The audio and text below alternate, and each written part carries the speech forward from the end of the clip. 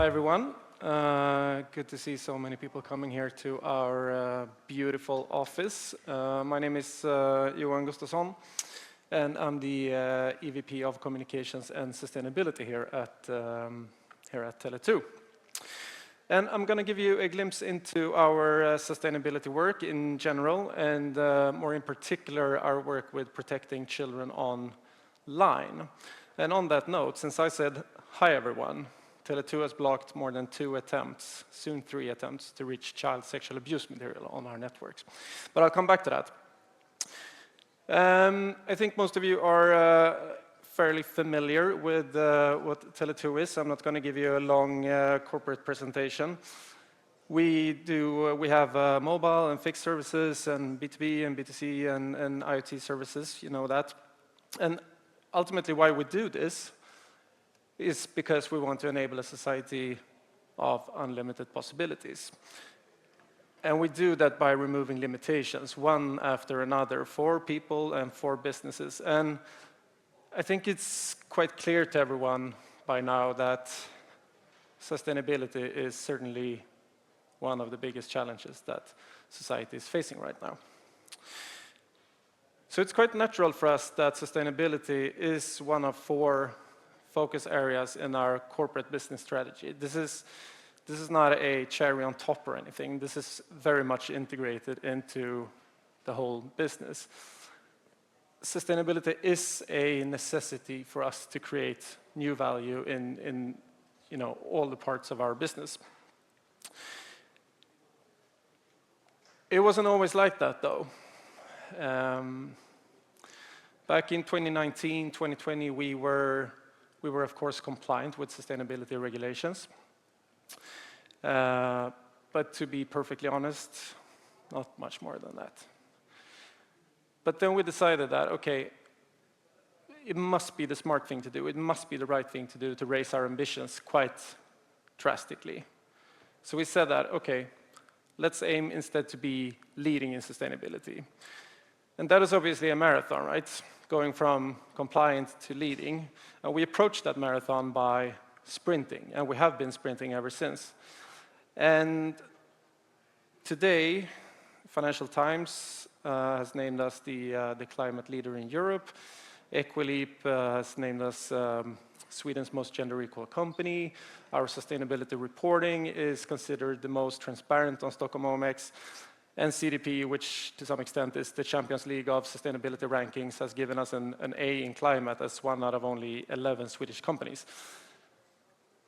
But I get that you didn't travel here to hear me brag about different awards and recognition. So I'll show you a film that describes our approach to sustainability. And I cannot guarantee that there won't be any bragging in this film, but we'll see.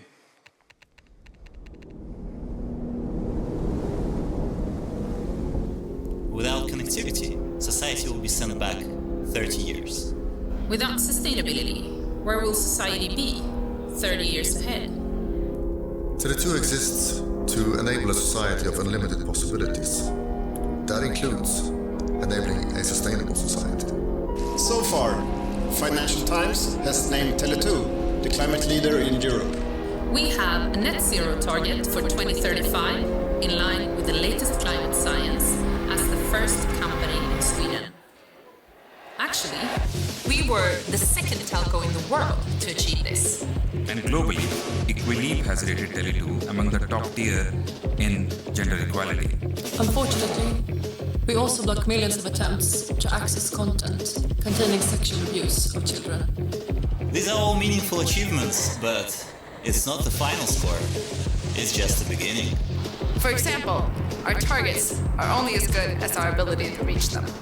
And ultimately, sustainability is necessary to create new value in every part of our business. That is why our ambition to lead in sustainability is at the core of our company strategy. And now, we raise the bar and add even more ambition. And we continue to do so through 4 focus areas where we can make the most impact. By 2026, we will move the needle on circularity to reduce the climate impact and create new business. By 2026, we will extend our leadership in protecting children online. By 2026, we will have an industry-leading inclusion score. And by 2026, we will use connectivity and technology to create new solutions together with our customers and partners. It will take a lot of effort. And it will create a lot of value. For a lot of good reasons.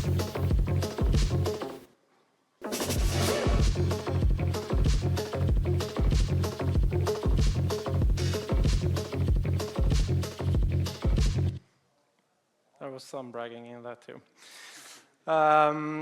So, as you can hear in this film, we work with a wide range of different sustainability topics, but there are 4 areas where we focus our efforts a little bit more. So those are that we want to accelerate sustainability through tech, we want to grow the business with diversity, we want to advance circular economy to combat climate change, and we want to protect children online. And what's a bit interesting with the latter here is that when we do surveys, when we ask our stakeholders, our customers, our employees, suppliers, etc., when we ask them, like, what is the most important thing that Tele2 must work with in the framework of sustainability? They all say protect children online. It always scores the highest, which is interesting. But I guess it's not a huge surprise. I mean, the online world is very much a reflection of society, and especially for children that grow up today or young adults. I mean, the offline world and the online world is almost inseparable for them. They're both real life, right? But while the offline world has built in lots of safeguards and lots of regulations, etc., to protect children, the online world is far less regulated. So I think there is a responsibility on companies like us and other players in this ecosystem to build in these safeguards ourselves, to some extent. So that's what we do, and we approach this from 2 angles, you can say. One being technical, the other one being behavioral. And if we start with the technical, this is very much about reducing harm for children. And one thing that really stands out here is what I mentioned in the beginning and what you also heard in the film, namely the blocking of attempts to reach child sexual abuse material. So in 2023 alone, we blocked more than 5 million attempts to reach this type of content. It's quite a big number. That's just Tele2's network. And I mean, this number is obviously very disturbing, knowing that behind every single picture, there is a real child. So very disturbing numbers, of course. Also interesting that we saw an increase from 2022 with almost 100%. And I'll come back to why that is. So how this works is that we use a set of lists of domains that we get from a collaboration with the Swedish police and Interpol. And we integrate these into our technology and our internet services. So whenever someone who is trying to reach these domains, these sites, this content, they will instead be redirected to a stop page. So, I mean, as far as I know, I think that most other operators in the Nordic countries have similar setups and collaborations with the police. What differentiates our work with this a little bit is our collaboration with something called Project Arachnid. And Project Arachnid is a, quite innovative initiative from the Canadian Centre for Child Protection. And the way this works is that they have a web crawler that search the internet for this type of content, and then they have close collaborations with organizations such as ECPAT and other type of child rights organizations. So they evaluate and confirm whether this content is content that should be blocked. And you saw the increase that we had from one year to another here, and there are multiple possible explanations to why that is. Could, of course, be so that there are more attempts, but that wouldn't explain this dramatic increase, I hope. So the main reasons here are twofold. One is that the lists that we get from the police and from Interpol have become more extensive and better. But it's also very clear that this new collaboration we have with Project Arachnid has made a lot of difference. So that now accounts for between 20 and 30% of all the blockings that we do. And I know that there are many other operators looking into this right now and seeing how they could possibly integrate this too. Now, perpetrators will, of course, always find new ways to reach this content and to share this content. So it's a constant battle, and we are looking into new solutions, new possible lists to add to this. It's very exciting work, and a bit depressing also, to be honest. Okay, so the other side of this is the behavioral piece. So, I mean, children will, and they should, explore the opportunities that connectivity offers. And we as Tele2 are super proud to offer all the opportunities. And we can, obviously, neither as a company nor as parents or whatever we are, protect children from everything. What we can do, though, is try to be a positive influence. And we do this it sounds like it's the fourth time I'm saying that we're focusing on 4 areas, but it's true. Once again, it's 4 areas.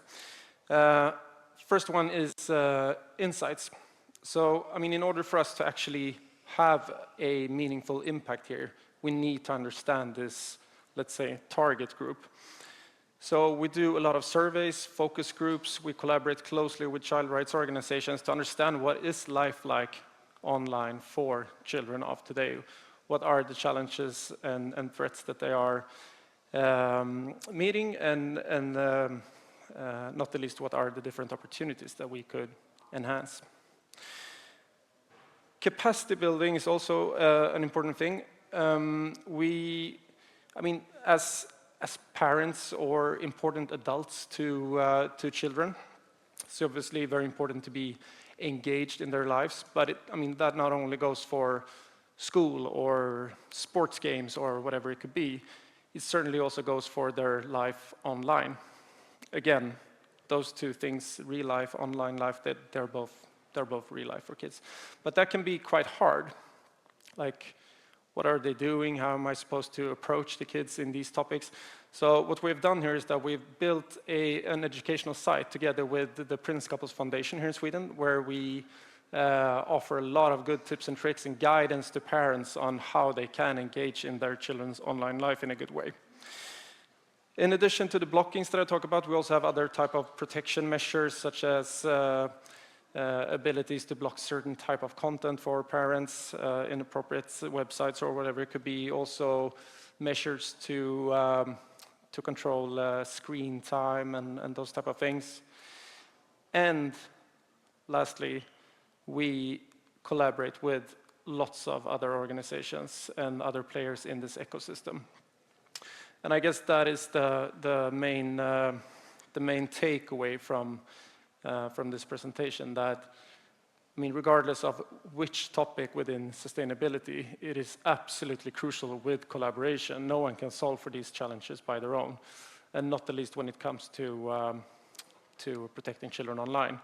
We have a very good collaboration in something called the Tech Coalition, for instance, which is an initiative from ECPAT, with Tele2 as one of the founding members, where we have all our colleagues in the telco industry in Sweden too, and lots of other important platforms and tech players in this ecosystem.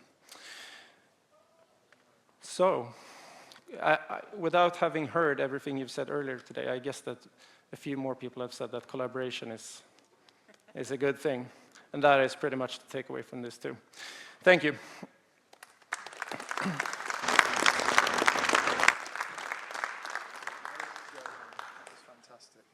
Oh, thank you. Right, well, any questions for Johan? I've mentioned it a few times over the years, and we talk about sustainability, environmental impact, and the one thing I have never, ever seen advertised by anybody in this whole building and room is the fact that when you send an SMS, if a business sends an SMS, it uses 250 times less CO2 than an email. Does Tele2 or do any of the networks you know of just make a fact that actually, yes, SMS may be old, but from an environmental perspective, it's absolutely amazing compared to email and, unfortunately, sorry to say it, but RCS, business messaging and WhatsApp will use far, far more. So does that ever... Well, this cause a fight in here now. Or... No, I know, I'm going to start a fight now, but have you ever heard that mentioned at all? Or I haven't.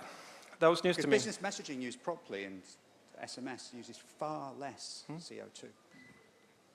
Hundreds of times less. It's weird, because we don't think about email and environmental impact, but having the information stored on servers, we think how many emails we've all got sitting in our inboxes, using the electricity there on servers. It's vast. So we do have a quite extensive project within IT, looking at different, processes and flows and everything, and where can we actually have an impact if making small tweaks and changes. So possibly that team is aware. But thank you. I can remember some years ago, and I'm going back years now, where we did a huge campaign at Orange to get people off paper bills and onto online billing, basically. And I can actually remember the day when we used to work with business customers back then. It was Orange Business Services, and our largest customer wanted their bills in paper, and we used to have to deliver them actually on a pallet. It used to be forklifted into the warehouse. Thankfully, those days are gone. But a very, I think, silly example of how sustainability is kind of the awareness is with us all, I think, now. But it's gone way beyond that. So thank you very much again, Johan. Thank you.